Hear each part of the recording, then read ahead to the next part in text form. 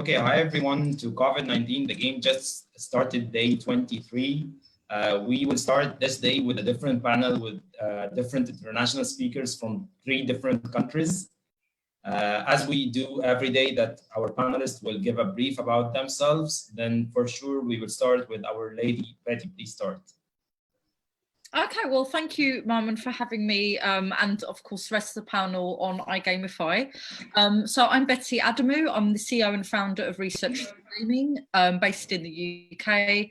I'm also the inventor of Research Games, so a new market research methodology. Well, I say new, it was 10 years ago now, and this month marks my business's 9th birthday.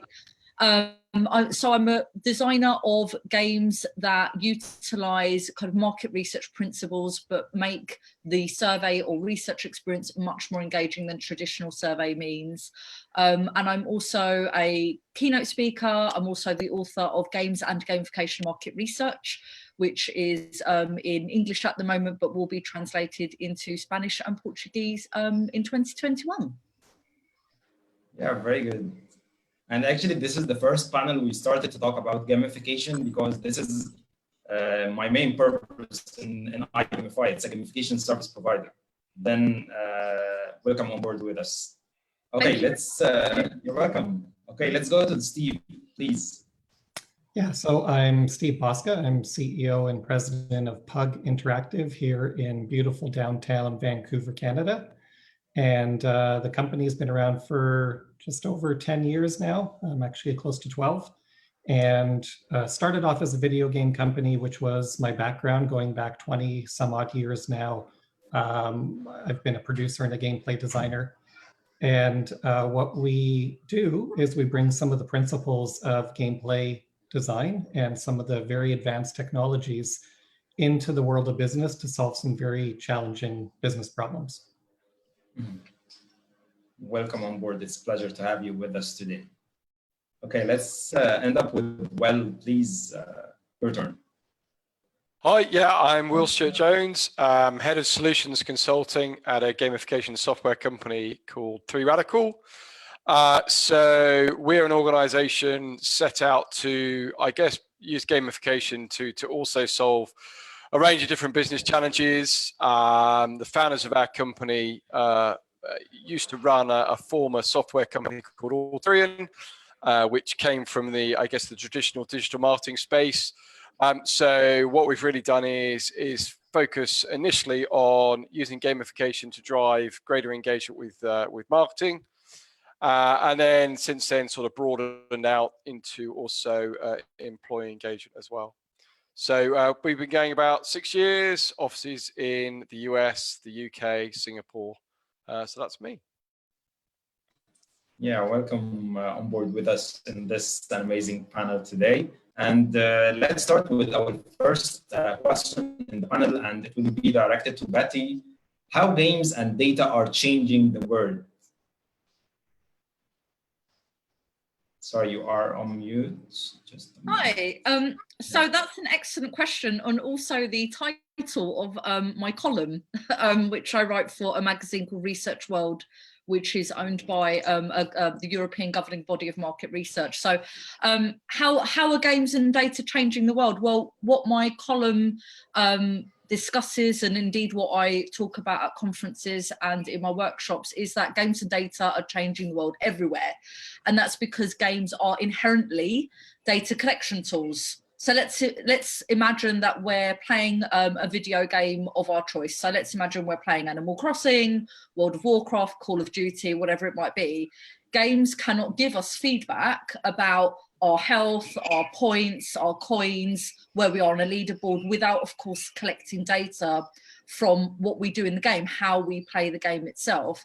So where games obviously have that data collection capability, and they are the most engaging medium of all time. And of course, when you've got a really well-designed game that's going to captivate people and collect data, that then becomes a really powerful tool, not just in market research, where the benefits are obvious for collecting consumer information, but for quite literally any industry, because businesses need more data and more user engagement than ever before. So games as an engaging data collection tool that simulate experiences applies in employee engagement, in training, in the healthcare industry, in online learning, in quite literally any discipline, any industry that you can think of. And I think that more and more organizations who are looking at gamification as an engagement tool are also now, I would say in the last couple of years, really understanding actually, well, how can we kill a few birds with one stone? How can we, yes, use gamification techniques to engage people, but also collect valuable insight that's going to help our business grow, or help our consumers in some way, or our patients or our employees, or whatever it might be. So yeah, I mean, there's so many case studies out there that I could share, but I appreciate that we're on a panel of many people, so I'd like to keep my answers short and sweet and let other people contribute.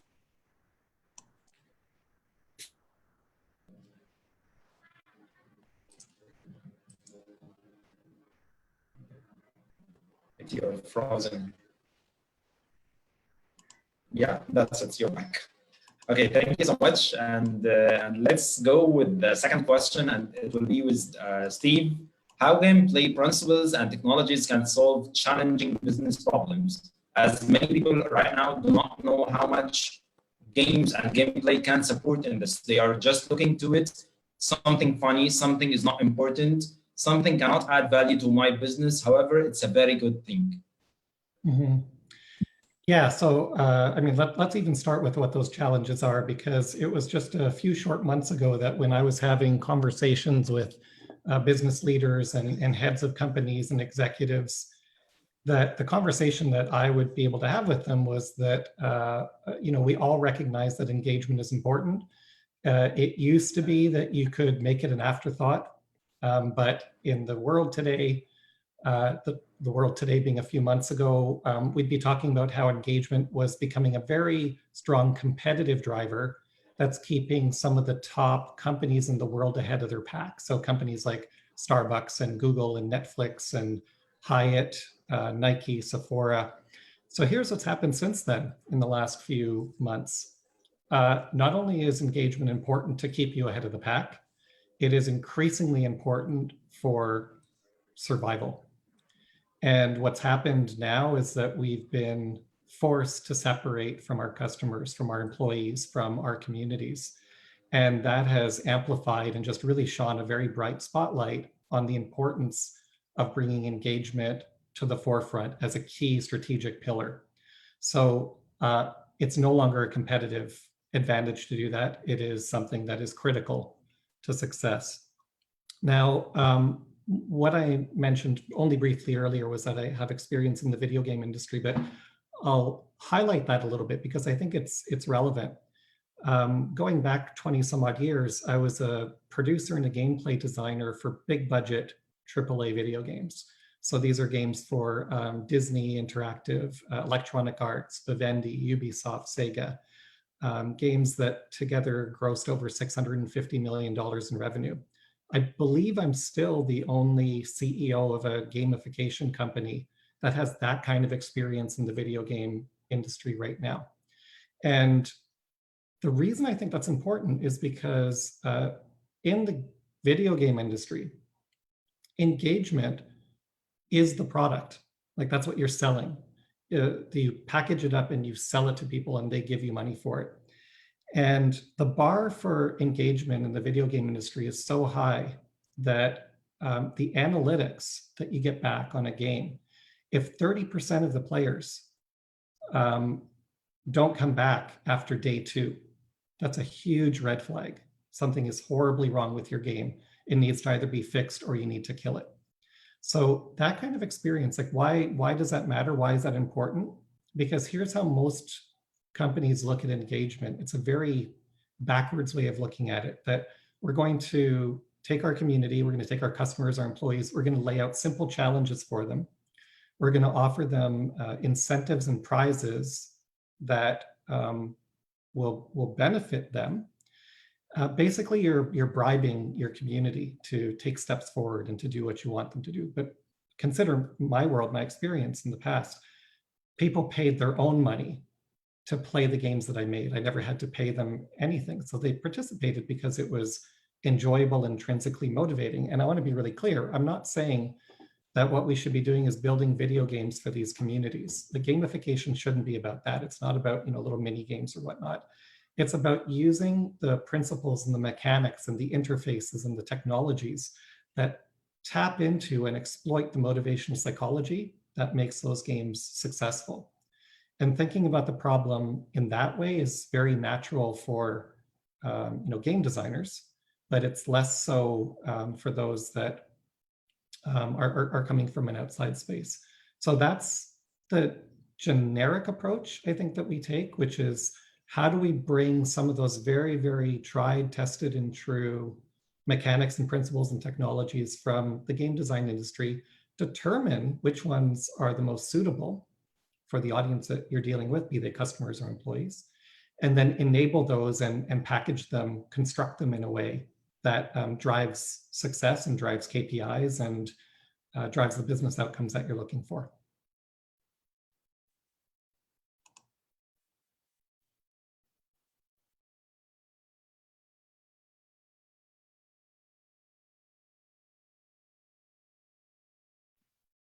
Hi, Mom. Just to let you know that you're on mute. I'm sorry. Okay, let's take now thank you, Steve, first. And let's now take the conversation and the panel with, well, how can mobile and gamification has to positive impact customer engagement and customer experience? Because again, people do not think that this is an important thing for customer experience.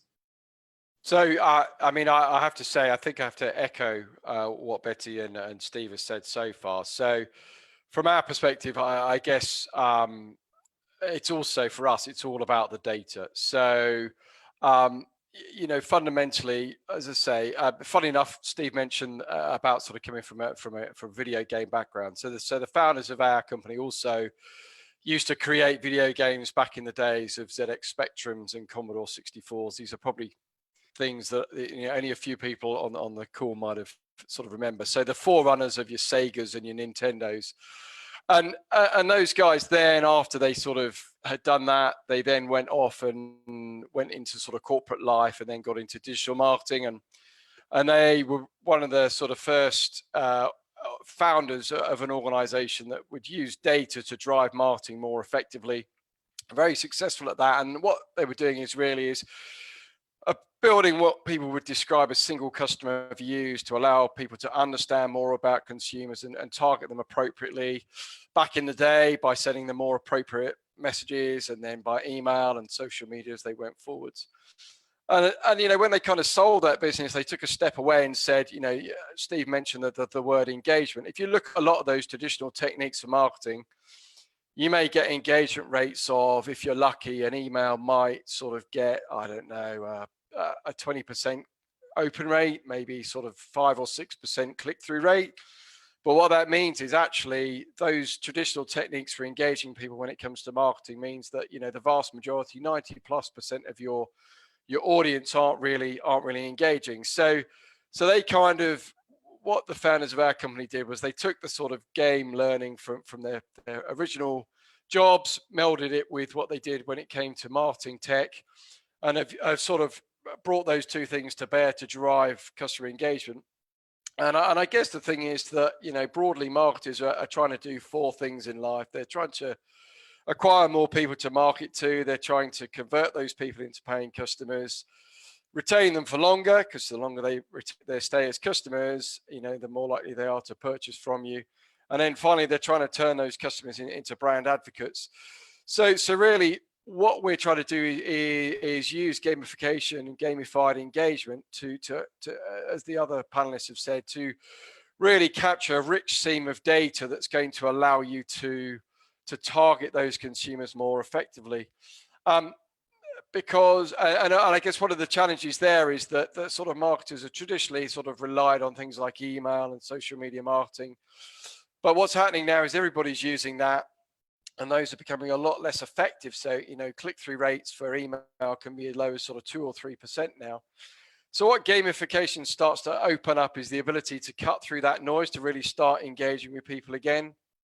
and then, as I say, drive this rich stream of data. So by creating experiences that people are keen to engage with, as Betty said, as Steve touched upon as well, we're creating data all the time. So as we're providing a value exchange by intrinsically making engagement more fun and rewarding, it's more likely that consumers are going to provide us data in return for completing actions that we want them to do as part of that path to purchase when it comes to marketing and beyond. And the beauty then is that obviously by incentivizing people with game mechanics, it's about then by harvesting that data, then we can start to do all the things that marketers traditionally would have done, but now find increasingly difficult. So tailoring the experience appropriately. And I guess the beauty is that gamification, it comes in lots of different shapes and sizes. I guess the fun thing is it's a spectrum out there in the world of gamification. So different things are suitable for different use cases. So if you're trying to acquire a new customer to market to, a gamified experience can be as simple as something like a digital scratch card, where you're literally trying to acquire a new name to market to in the space of 2 or 3 minutes when somebody's doing something else. They've just checked out online, maybe they're waiting in a restaurant for their food to appear, right through to trying to derive, I guess, the kind of things that Betty may be doing with her market research, is try to drive more repeat engagement over time, particularly if you're an organization that has infrequent touches with your customer base. How do you start to create an ongoing dialogue with those consumers between infrequent purchase points potentially? So again, gamification is a fantastic mechanism for creating those ongoing dialogues. So that's really how we're trying to bring things to life, but always thinking about this idea of trying to earn more data about our audiences over time, in the same way that I think Betty is saying her organization does in terms of market research. Wyman, are you happy for us to kind of continue these conversations and for me to add to Will's points just there? You mean to add points to the panel itself? I didn't get it. Great, yeah, because Will, your points there about using games as a tool for marketing to cut through the noise is just absolutely spot on. And in the workshops I provide to professionals, to Fortune 500 brands on advergaming, I talk about that value exchange. And I think anybody who's listening right now, who's thinking, okay, what kind of value could I offer my consumers with any kind of gamification platform, whether you're trying to engage somebody with your brand in a more traditional marketing sense, or with your market research, or with your employees. There are 4 different types of values that games, entertainment games give us, and those 4 value types will translate into gamification. So gamification is really good, depending on how it's used, on giving us self-discovery value. So when I take part in this gamification platform, how and where do I learn something about myself that potentially I can then use as social currency? So Marmite, for example, the yeast-based spread that you put on toast, did a really great taste face campaign, which was completely gamified a few months ago now.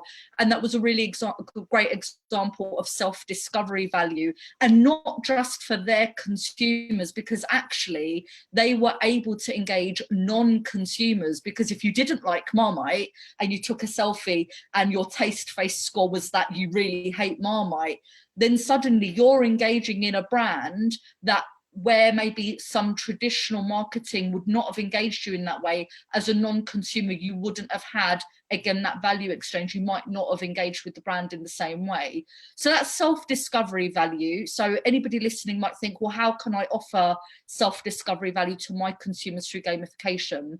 The other value type is narrative value. So is there some kind of character storyline that I'm following, or an overarching storyline, and I'm engaging with the gamification platform to see how that storyline unfolds? And of course, we get narrative value even from kind of avatars that we see in gamification platforms, like the Duolingo owl, which of course is this anthropomorphized creature, and there's loads of memes out there that, you know, the Duolingo owl makes you feel bad, and you want to get feedback from the owl, you want to see what he says next. But of course there's loads of other narrative value types in gamification platforms. There's also transcendent value. So when I take part in this platform, how am I contributing to something bigger than myself? So what's the wider cause? And a lot of charitable organizations are using gamification with that transcendent value right at the forefront. So the WWF charity launched a What's Your Carbon Footprint gamified campaign, where you responded to questions, you got self-discovery feedback, but they were really clear that your responses were contributing to a wider cause. And so that transcendent value is often very important. And of course we get transcendent value when we play lots of video games like World of Warcraft. We are quite literally doing very small quests that build up to a global world of Warcraft. And then the final value type, so we've got self-discovery value, we've got narrative value, transcendent value, and the other value type is knowledge value. So sometimes when you're taking part in a gamified platform or even a video game, there might be knowledge outside of something about yourself. So it might be about the world that you're living in, it might be some facts that are coming through. And again, the WWF campaign was really good at giving you facts every time you responded to scenarios within their gamified platform. So again, if you're thinking about how do I give value, those 4 value types are a really good place to start. And how do you give those value types? Well, start thinking about what's really important to your user. What are they going to value the most? And actually, I would argue that giving for each of those 4 value types is a really good approach to begin with, but you might want to accent one of those 4 value types more than another, for example, depending on your business needs and who your consumers are and what they're looking for. So yeah, I hope that helps. Yeah, sure. It's a very good and to the point, let's say 4 steps or 4 actually pillars to think about it when I'm trying to figure out how can I use this. And actually, let's merge Will's last part he was talking about to continue with you, Patty, about how gamification and games can be used as a tool to make a good market research. I know that you told us some techniques right now, or techniques. Then are there any extra ways, or this is the only, or let's say this is the easiest way? Then if I want to make a market research data collection, are there any extra tools to use? Yeah, absolutely. So goodness, there's so many things to think about. So I can give you an example from one of the most recent projects I was working on. So it was for a Fortune 500 portfolio alcohol brand, and they wanted to learn more about how bartenders would normally serve their alcoholic beverage. And of course, the data derived from that research information would of course help them understand how better to market their product for consumers. You know, maybe think about using our spirit with this mixer or this garnish based on what bartenders are saying that they're doing in day to day. But of course, you know, thinking about what I do is I build a participant profile. So in this case with bartenders, okay, so what do I know about bartenders based on my personal experience, or I might even go to talk to bartenders in my local community or even online. I know that they're time poor. I know that they're rushed most of the time. And I know that how they may serve a drink will be really different depending on how busy or quiet the bar is, because you're not going to serve a really complicated cocktail and suggest something really complicated when you've literally got a crowd of people in front of you. So the busyness of the bar is one what we call a variable, a variable for the research. The other variable is literally the weather. Is it cold outside? Is it hot outside? As a bartender, would I recommend a hot toddy? Or would I recommend something much cold and kind of refreshing if it's warm? So the weather outside is another variable. And also the age and gender of the customer that I'm serving. As much as we obviously don't like to think about these biases, they are there. What you might suggest for a serve to an older female might be different to what you might suggest as a serve to an older male. And so these variables played their role within a research game I would design, because I'd think about all these different contexts and think about how I would design them within the level structure. So level 1 becomes a level where, you know, it's the summer. Level 2 is winter, and obviously there'll be a game storyline in there, like this is your bar and you want to, you know, get good word of mouth and great online reviews, and then a critic comes in and then you get a nice review in a newspaper and things like that. But what I do is make sure that the narrative I use and how I might structure the levels is not in any way separated from the research. Actually, the game mechanics are there to completely drive and uphold those research objectives. So actually, I can't design a game without knowing what my client's research objectives and business needs are.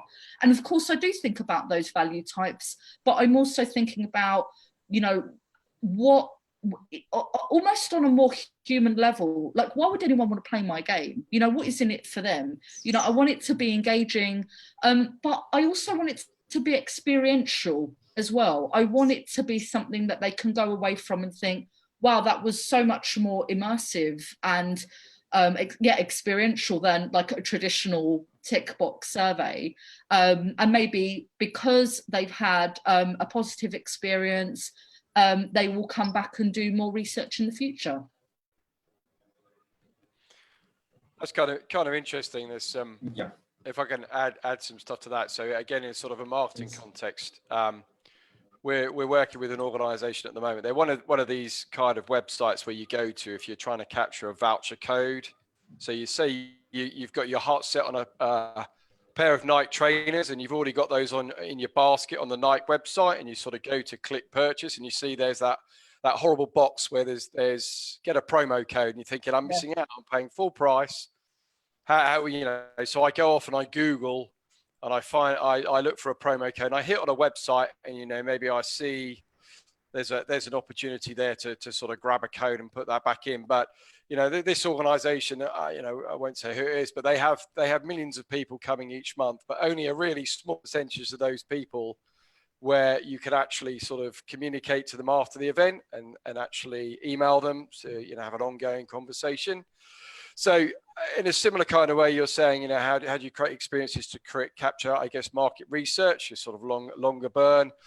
There's also a role of gamification in terms of interrupting that very real-time journey. So, you know, if you've got 9 million customers, but only a few 100,000 that you can market to, that's a massive audience that you're leaving on the table in that context. So there's also the ability to use lighter touch gamification there to get in front of those eyeballs. You've made the purchase, you come back to your tab, bang. How do you get those people to cross the line from being, you know, a transient shopper to becoming more of a regular sort of person? So again, using some light touch gamification there, the sort of chance to play a mechanic to win a reward, and rewards come in different shapes and sizes. It could be, you know, early access to future coupons, for example, in this case. So, you know, okay, blurring the lines between symbolic rewards and real world rewards. But I guess the other thing then is, okay, so maybe you get people hooked. Perhaps you're setting up something like a sweepstake framework where the more things that somebody does for the brand, you increase your chances of winning something at the end of the day. I guess the kind of fun thing there is, you know, the first thing is that you want to get a name to market to. But just like your market research, okay, so now you've got an entry into a competition, for example, why don't you start to flash up some questions in real time? So you like your survey, you know, how do you actually get people to say, okay, you know, you came to the site today because you wanted a code for Nike, but you know, which of these other product categories do you tend to purchase online? Have you got any major life events coming up? Are you likely to move house? Are you going to be having kids? That sort of stuff. So again, gamifying that process, capturing that data in the flow on the website, and then using that immediately in terms of your first touch, in terms of the first email that you then communicate to this new person that you've acquired, tailoring it appropriately. Again, I think there's some parallels there in terms, but maybe cutting it right back to a very, very quick value exchange to capture some sort of data in a similar way. So, yeah. And I think what I'm about to say, I'd be also interested in Steve's point of view as well, with his background. But certainly, whenever I design a research game, the other thing that's very much on my mind is this investment from my client. How is that gonna give them a really big return? And actually, can this research game answer a question in just the logistics of it that couldn't happen in real life? So again, going back to the kind of bartender scenario, if a researcher as an ethnographer was to try and sit in a bar and observe how a bartender is serving a particular spirit in different weather conditions, with different sorts of customers, with different kind of levels of business or whatever, that's almost an impossible task for anybody to get any quality information just out of that kind of observation, just because the nature of that kind of bar or pub environment, it can obviously be really difficult to hear what they say or look over, you know, or even be in a really tight space behind the bar. So actually the research game is doing a job that no other research methodology could do. And I think that's not just where it's interesting from a market research perspective, but that's where the use of games as a technique as well as a technology is obviously really interesting in marketing as well, because it kind of crosses over. I know for my clients, I will build them a research game and they kind of want to show it off as a marketing tool, and they'll put it on social media and get people to take part and so on. But that kind of context-driven approach to games, I know for me in a decade of designing games, is all important to my work. That context and how those contexts drive choices that my participants make is really important. And Steve, you would have had bags of experience in that with making games in the entertainment industry as well as what you're doing now. Yeah, I have. And I have to say that usually panel discussions that I've watched or participated in are the most interesting and entertaining and informative when the panelists disagree about things. So far, I've heard a lot of things that I agree with, but I'm going to do my absolute best to try to disagree with some things just so we can turn up the heat a little bit on this and not just be echoing each other. So where I'm going to challenge my fellow panelists, Will and Betty, to consider this at I'll say a deeper level, is that even ahead of what you're describing, which largely I agree with, is that there's an entirely other layer of consideration or factors that we should be looking at. And it's so easy to really drill in and try to give solutions. And the solutions that you're giving, I think, are all very reasonable. And of course, everybody loves the idea of a one-size-fits-all silver bullet solution, or ones that just require a little tinkering. We've seen them all, badging, leaderboard, point systems, whatever you want to call them. At best, when you take that approach, you're going to sometimes give your community a boost for a short period of time. At worst, it can backfire completely. And, Betty, when you were saying, a very valid question, why would anybody want to play my game? I think there's a question even before that, which is, who am I even talking about? And what do I know about them? What do I know about their motivations? What do I know about their personality? What do I know about their character? And once you look at it from that much distance, now you're asking different questions. Before you even get into the mechanics, you're saying, is this community collaborative, or are they competitive? Are they one that responds to prestige and vanity, or are they one that prefer to feel a sense of mastery and completion? So there's an entire gamut of psychological factors. In the same way, when I design games, I worked on I was one of the APs for Simpsons Hit and Run, which was a character-based action game based on the cartoon series. That type of player is completely different than when I was working on CSI Crime Scene Investigation, which was an older skewing female demographic versus younger kids that wanted action-based games. If we don't start a little bit further back, and if we don't jump to the notion that if I have a hammer, everything looks like a nail, now we can actually take a little bit of a breather and say, okay, if I'm going to be completely objective and roll into this, if I want to serve my community, customer, employee, whoever it is, faithfully, what is it? What are the motivators that I'm trying to drive them towards on a personal level, on a human level? And then what I would put on the back end of this. So I think you guys are, you're covering the middle extremely well. I'm saying there's something before it, which is that kind of high level psychological evaluation or audit. And then afterwards is, now that I've gotten you to do what I want you to do, how do I keep you in the loop? How do I loop you back to the beginning so that you continue in the cycle, which again is what games do very well. And we're sneaky about it. You mentioned Betty Animal Crossing and World of Warcraft. We're very, very sneaky about how we do this. Like we pull certain levers and we play on personal human triggers that make you feel like continuing. Now, you can't cross that line. Like you can't go too far. If you start doing engagement for the sake of engagement, it's no longer gamification. Now you're making video games. So it always has to be tempered with the business goals that you're trying to achieve. They have to be in balance or in concert with each other. So to achieve that, what we've found, and I've actually spoken about this and even written some white papers on this model, that you can pull a lot of levers to create engagement by really just considering 3 factors.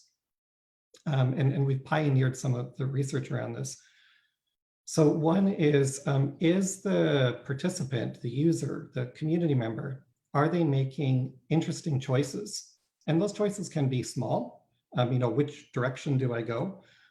Or what do I click on next? Or they could be, very big decisions with multiple choices and multiple avenues or branches. So that's one.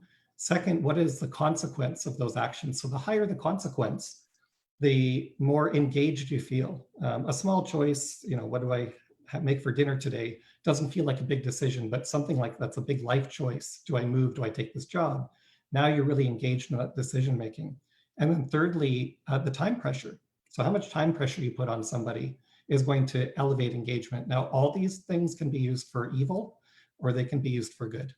And I think crafting that model and creating those feedback loops within it are I think, necessary bookends to what we've been talking about so far.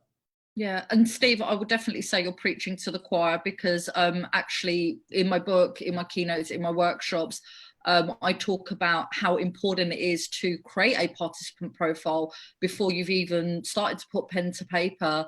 And certainly one of the things that my clients know that I will do is actually do research before I'm designing my research game. I'm having conversations with the people who would be in the target participant group. So if I'm working for an organization, for example, where they want to talk to C-level executives, I'm having conversations with C-level executives to understand what kind of drivers are important to them, what's going on in their community, and actually what do they already know or assume about the research subject before they're even going to take part and respond to question number 1. So you mean that we're agreeing after all? I was looking for something we could disagree about. No, we are. No, we were agreeing after all. And yeah, I think. But I guess you could say the thing that I feel quite strongly about is what I think you were touching on there, Steve, which is the ethical side of it.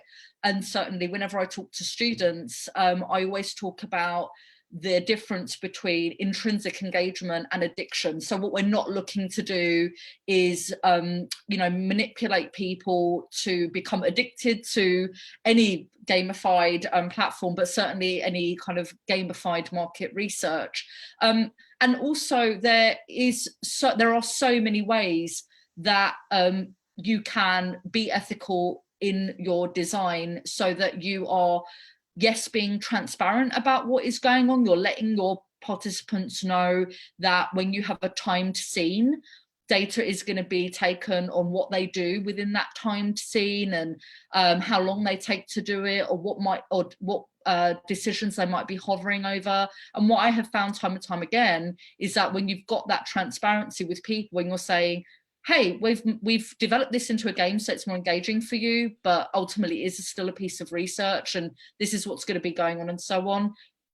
They really appreciate that transparency because consumers are becoming more savvy to gamification. They are becoming more savvy to, that they don't want to be manipulated, obviously. So if you can articulate that you're not trying to manipulate them, but you are just trying to make it more engaging, but however, these are the things that are going to happen that you want, where you're trying to maybe see how certain things will affect their choice, then more often than not they're like, oh, okay, I'm okay with that, as long as I know then this is okay with me. So yeah, removing that sense of manipulation by being transparent and by being ethical by design is hugely important, not just in market research, of course, in all industries.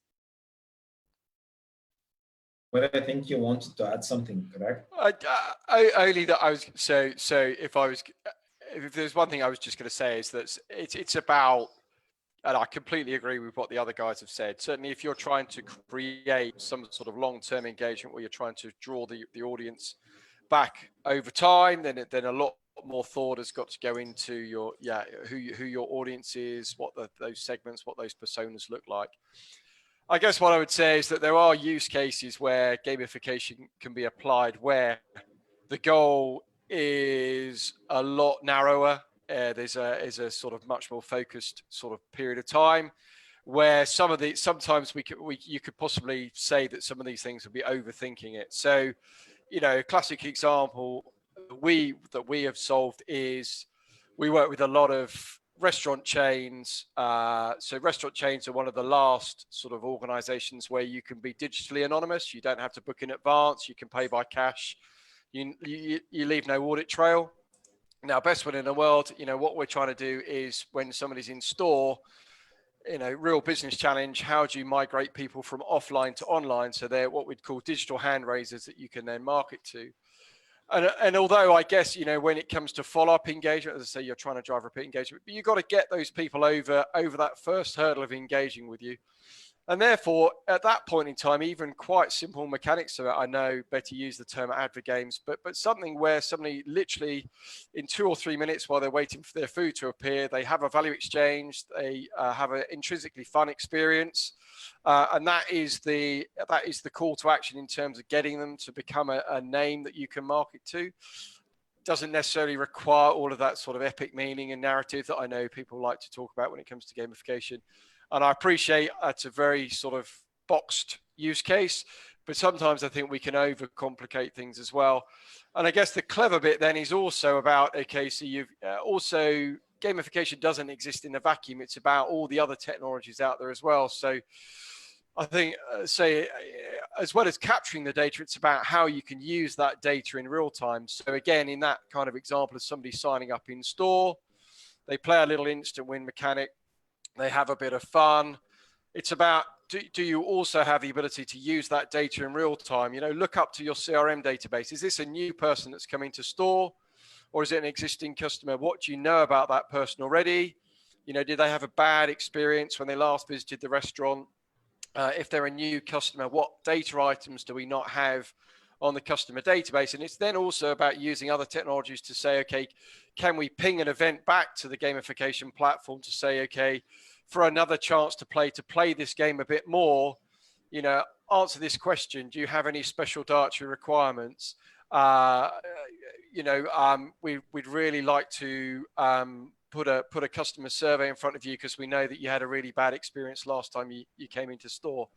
So I guess, if in the spirit of trying to be a little bit in disagreement with the other speakers, I'll just say that sometimes, and I stress the word sometimes, gamification can be used in very short bursts without maybe needing to take everything into account that we've also been discussing.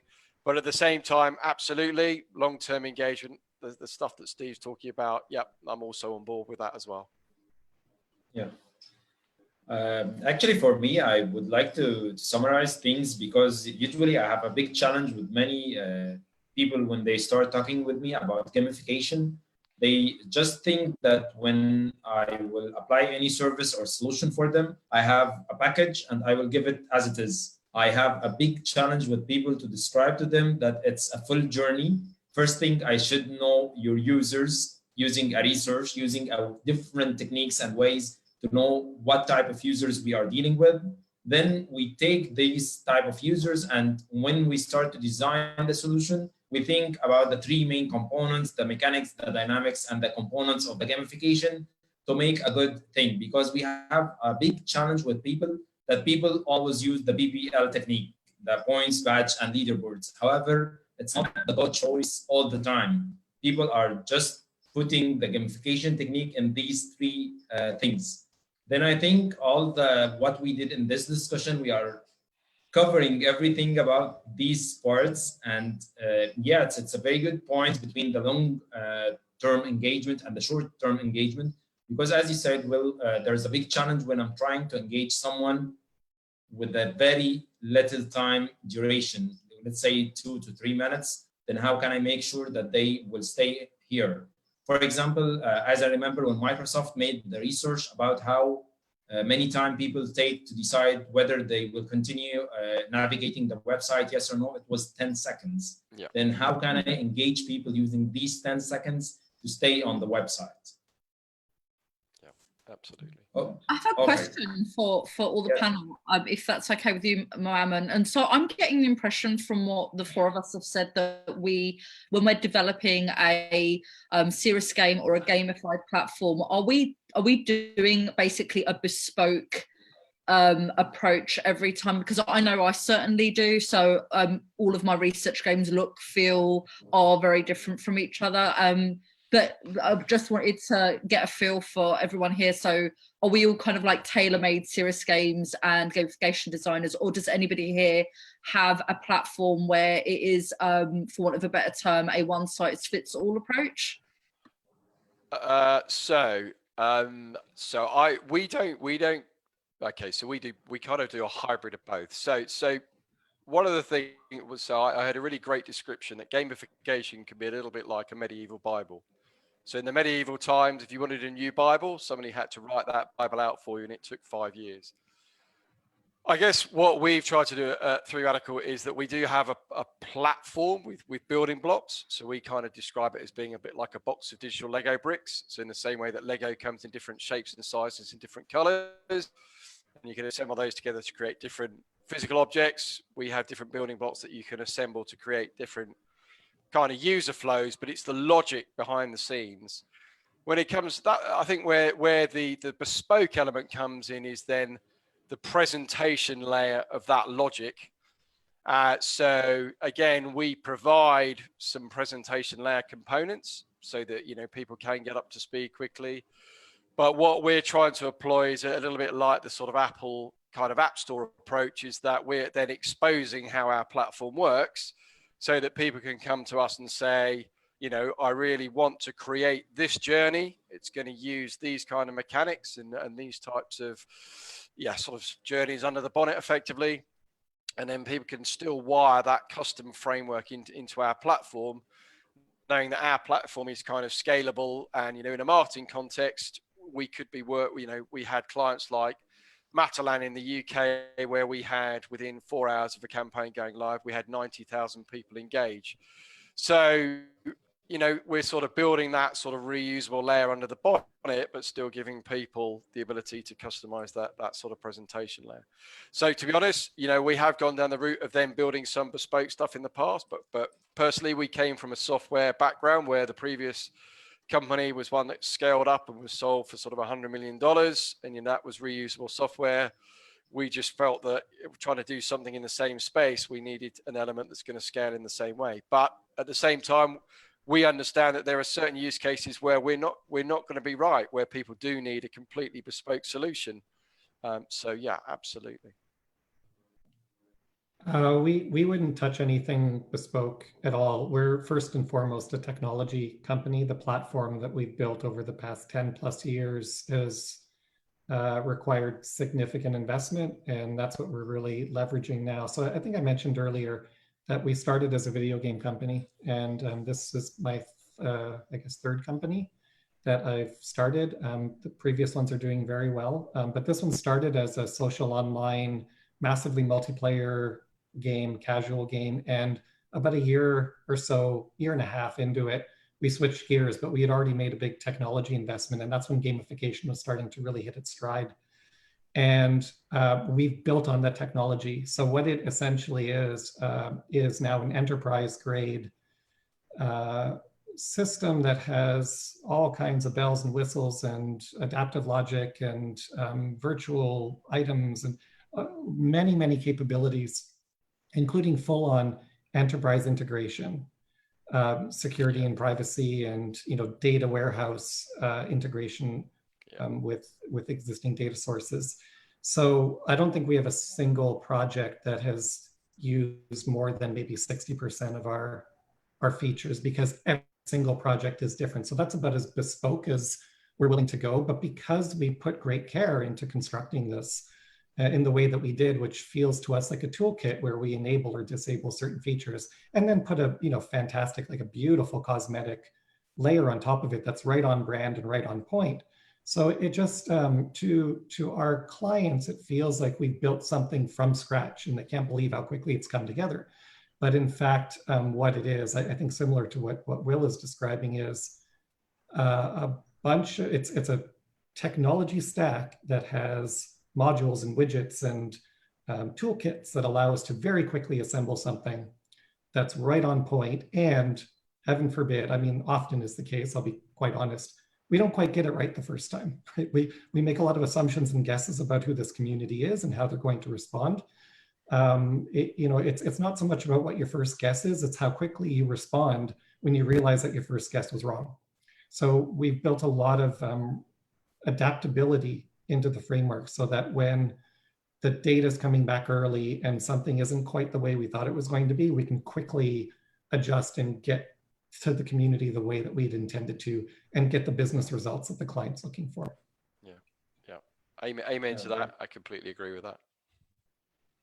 Yeah, actually, for me, it was let's say it's different because we just started in the past. Let's say we launched iGamify in November 2019.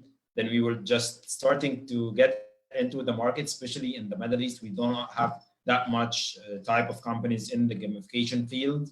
Then we started to make first the awareness part to let people know what is gamification, what the benefits that they can get from it. But also we're planning is just to do the first homework to know what is our client needs, what they want, how they want things done. Because the market is a little bit different, because people sometimes come to me, they told me, yeah, Moment, I want to use the gamification in a physical activity. Then they are thinking about, let's say, game activities and team building techniques and so on. They are not focusing more about the software things. However, other parties are asking about pure LMS system, gamified LMS system. Then, as Steve said, I do not take it from scratch. I have different LMS right now worldwide using the gamification techniques. I only design the gamification solution, how we can do it. Again, what is my client type of users? Are they C-levels or fresh grads, or even if undergrads or kids? Then based on that, we start to design the game itself and the gamification techniques that we will use, for example, in education, to make people got more engaged while they are studying.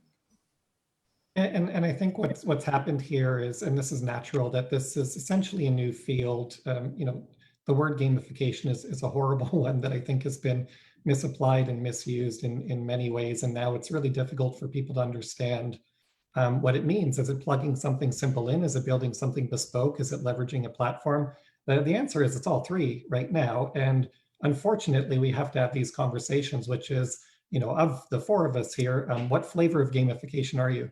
So everyone is valid. Everyone has a market opportunity. Everyone, in many cases, we work together with partners who, at first may feel like competitive to us. And then we realize that, hey, you know what? You're doing a part of this that I'd rather not do. And I bet I'm doing part of it that you'd rather not do. So we can probably do this together somehow. And I think, again, this is just the natural evolution and maturation of a relatively new concept or industry within digital marketing. Yes. And because of that newness, I think that's why I'm both excited by the undergrads and postgrads that are learning about gamification, and it's really a privilege for me to go to universities globally and talk to them about different use cases of gamification, the difference between gamification and a serious game, and what that spectrum looks like, but also talk about Again, going to talk about ethics, but also the technology, because very often those serious games and gamification platforms will be digital. And so you've got these students who are so eager to learn about this approach, but often that because of the newness of it, the ethical approach, even the technological approaches are often kind of a secondary part of the conversation.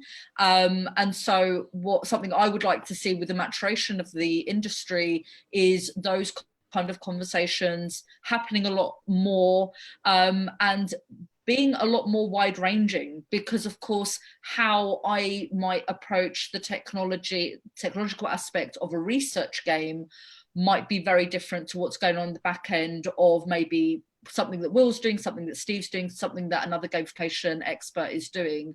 And so, Marmin, you did mention that part of your work is in education, and Yes. kind of sharing what gamification is, you know, to your peers perhaps, and of course through platforms like this. And so I'm curious to know if you find that you're getting more questions about the technological aspects and the ethical aspects, or are still people just still kind of trying to get to grips with what gamification is?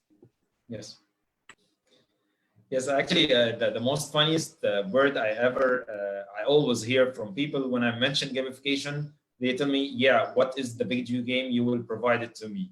However, we mentioned it clear today in this panel that gamification is not a game. It's only taking the methodologies and techniques of games and using it in a non-game environment.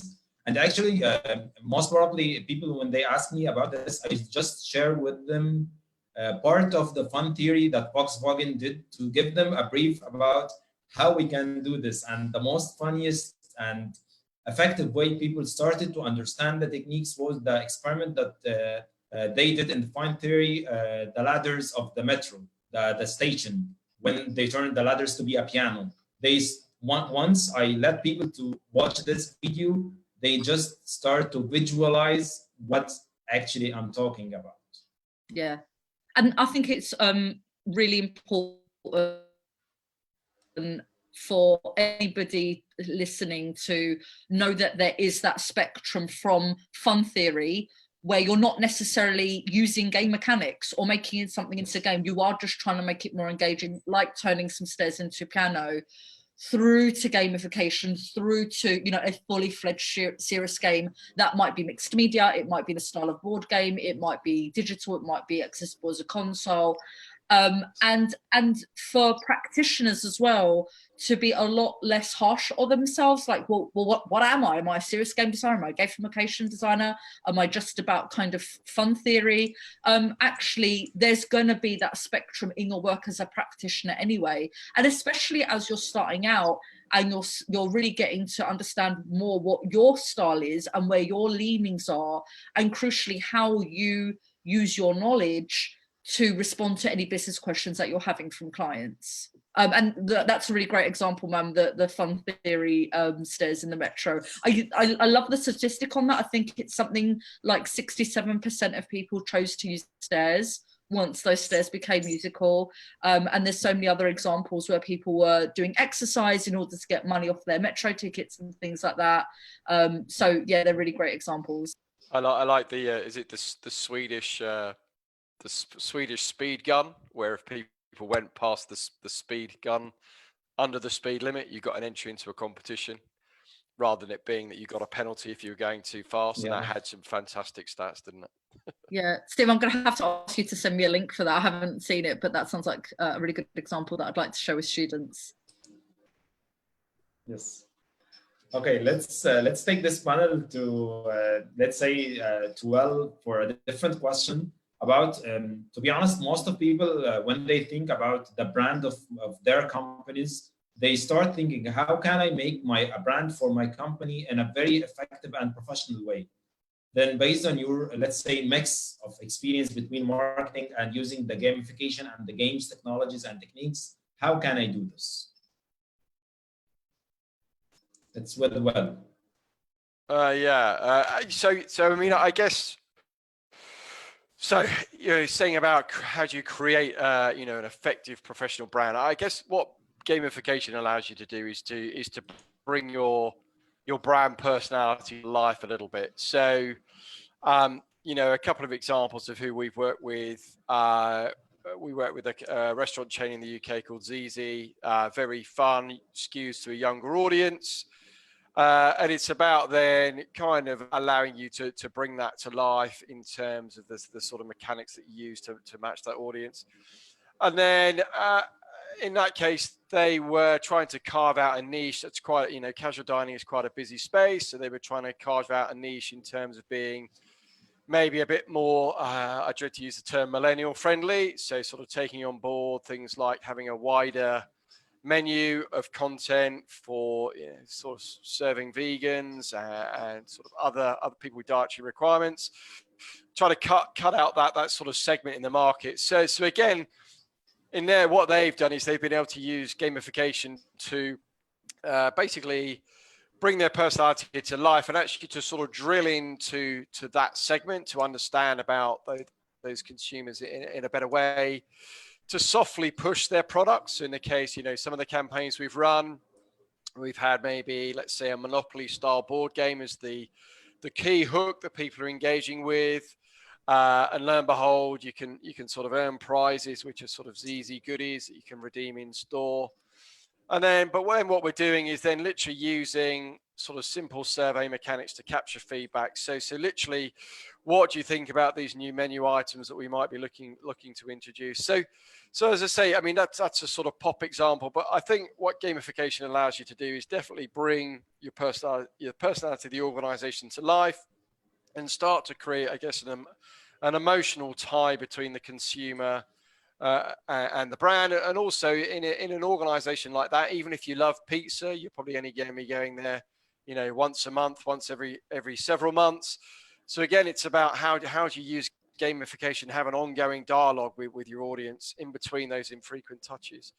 So I think, I guess to summarize, gamification is fantastic for bringing your brand to life, making that as fun or as serious as your organization, because I don't know about the other panelists, but a lot of time a prospect maybe comes to us and there's always one person in the room that says, oh, gamification, I bet that only works for young people. It's a bit frivolous. We're a serious organization. And what we have to say is it's about the story and the mechanics that you pick. It's about the tone of voice. It's about the creative content that you deploy in gamification. It can be as serious as you like, or it can be as fun as you like. So yeah, that would be my take on that.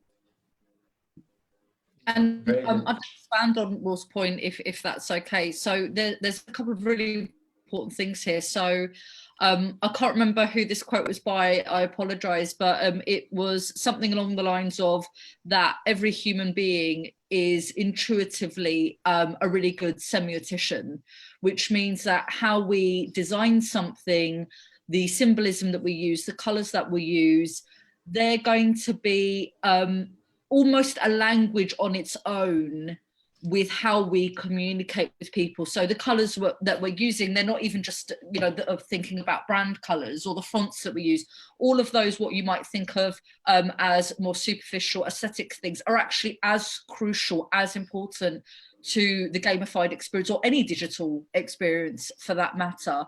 And so I would say that semiotician approach is really important, and that's something again that I talk to professionals and students about, which is actually to read more about semiotics, because when you're designing a game, every aspect of it needs to have function, in my view. So if anybody was to try and analyze any of my games and say, why did you make that decision, there's always something there where I will say, well, the reason I use that specific color or that imagery, or even that image of a person, whatever it might be, or the way I recolored that graphic, is because this is the emotion I was trying to evoke, or this is how I was trying to reflect the brand I'm working with. So the semiotics are really important. And the other thing I would say is that, and this is because whenever I have conversations with prospective clients, there'll always be someone in the boardroom who says, but aren't video games just all about fun and silliness? But engagement and experience doesn't always have to be necessarily fun or silly. Actually, you can play a video game that's been made for entertainment purposes, and although you are being entertained and you are engrossed. I've played video games where I've cried. I've played video games that are quite political in nature, and I have, you know, my moral compass has been put to the test. I've played video games that you know, drive empathy, and I'm, you know, seeing a point of view that I would never have experienced before. So I think when we're talking about the professionalism of a gamified platform, we as practitioners need to say, actually, we're talking less about fun and we're talking more about engagement and experience. And that can help change the conversation into a way that I have found is more constructive about, okay, so how are we going to engage people, and what kind of experiences and values are we going to provide, rather than just thinking, oh, but it just has to be fun. And so I think those two approaches, certainly from my experience, have been really valuable in the conversations I have with both people who want to learn about gamification and people who are clients of mine as well. Okay, thank you so much. And actually, we are reaching the end of the panel with another question. And let's take it from the scratch, from the beginning of learning. Most of people ask, and they always ask the experts about, yeah, gamification is a good thing. I like to start learning it. Then where should I start? And what is your practical piece of advice for people to start studying gamification? And let's start with Steve and then with Betty. Steve, please. Yeah, well, I think one of the challenges, as I mentioned before, is that it's such a new field. It's such an early stage in the evolution of our understanding of all of this. Not so much around interactive design and gameplay design, because that's going back now, 40 some odd years. So there's more there, but in its application to business outcomes and driving those kinds of results, that's where it's pretty cutting edge. So I would argue that the best way to approach it is to not try to find something that brings the best of all things together, because I just don't think it exists yet in a way that I would feel comfortable advocating that somebody go and learn it this way, but instead to take almost like a dichotomous approach to it. So invest some of your time towards understanding business and the business outcomes, and how business operates, and split that with time spent towards learning game design, game theory, some of the economic principles that drive people's behaviors and motivations, and some of the psychology that goes into it, which I probably just described 4 different disciplines there, but a lot of it does come into interactive design and engagement design, which there is some there's a growing body of knowledge there, and I think some good resources that you can draw from. But I think it does require both, and it's not a very common mix of people that can do both of those things. Pardon me, it's not a very common subset of people that can do both of those things, because one tends to be somewhat creative and the other one tends to be somewhat analytical. So it's a very specific personality type that I think can do both. Yeah, thank you. Okay, well, please, what's your practical piece of advice for people to start learning gamification? So I'd echo Steve's comments. Yeah, don't just read around gamification. But if you are, obviously, I'm going to get it in first. Obviously, buy Betty's book. That's number one. But then apart from that, I guess if you are trying to learn sort of quickly, I know when I started, gosh, back sort of 6-7 years ago, there's some fantastic YouTube talks, sort of TED Talks. But yeah, just whack into Google and have a look around. There's a lot of content out there. The other thing I would certainly recommend is, in terms of getting a good feel for the spectrum of gamification and serious games that we sort of talked about today, certainly trying to attend some of the events that are held. So Pete Jenkins's Gamification Europe event is always great for seeing a whole series of speakers like Betty, for example, last year, Steve, I think the year before, even myself going back 3 years. So that's a really great way of immersing yourself and learning from and seeing from lots of different people in a condensed period of time. So yeah, get a couple of good books, have a look at some TED Talks, and if you can, yeah, join a conference and learn from other people. Yeah, thank you, Betty. Let's talk about your practical piece of advice beside your book for sure. What else you want to guide people to do? Yeah, so Steve mentioned a really valuable name there, Pete Jenkins. So Pete Jenkins is based in the UK. He's based in Brighton. He's the founder of the Gamification Europe conference, but he also works at the University of Brighton. And there is a course that he co-runs there, which teaches gamification. The students who are studying have actively design and create gamification or serious game platforms or something in between. And so I would say if you can get on a course like that, virtually, face-to-face, that's a really great way to go. But crucially, I think it's really important to try to get an internship, and so that you're learning more about the business cases. One of my mentees has designed an advert game that would be absolutely commercially phenomenal for an organisation that's based here in the UK. And she's in her early 30s and doesn't have any graphic design experience, doesn't have any game design or development experience. So actually one of the first pieces of advice I gave her is, you know what, maybe if you to start with, do a short course of game design and development. If you have longer, do a full kind of BA, even postgrad course. Of course, that's a longer game, but I think there is so much value to get from that, which will then translate into how you maybe use games gamification for business. The other thing I would say, which is not directly related, but it's a fantastic transferable skill, is to learn graphic design. Because very often when you're just messing about on your own and you're trying to create a minimum viable product, you're trying to create, how your gamified platform will you look on a mobile phone, it's going to take longer and it's going to feel more laborious if you're trying to get a friend to do it, or if you're paying someone to do it.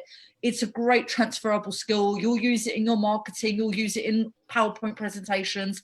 Learn even some basic packages like Adobe Photoshop to get started, because it's going to be a really good way for you to articulate your ideas and experiment in a kind of light touch way that's not going to require coding. If you want to see how things are going to look, even show it to other people to kind of get their reaction. And that's certainly what I do when I start creating research games as storyboards before I start coding them. And so yeah, graphic design skills are really important, I think. Yeah, actually, this was one of the things that we raised yesterday in the panel where we're talking about e-learning. Then we said it clearly that the most important thing that you will have a storyboard, even if before you start to use a tool like, for example, Articulate Storyline, to design the interactive design itself. You must have first the storyboard to decide what you will do when and what button will click to reach another thing. And you should always, this is my school, I tell people all the time, get the paper, draw everything you want, make some analysis, make the big picture, then start to implement. 90% of things are about the idea and how you will do it. 10% are only the execution. You are just coding. Then if you have the skills of coding, it will be very easy for you. If you don't have it, you should learn the coding itself.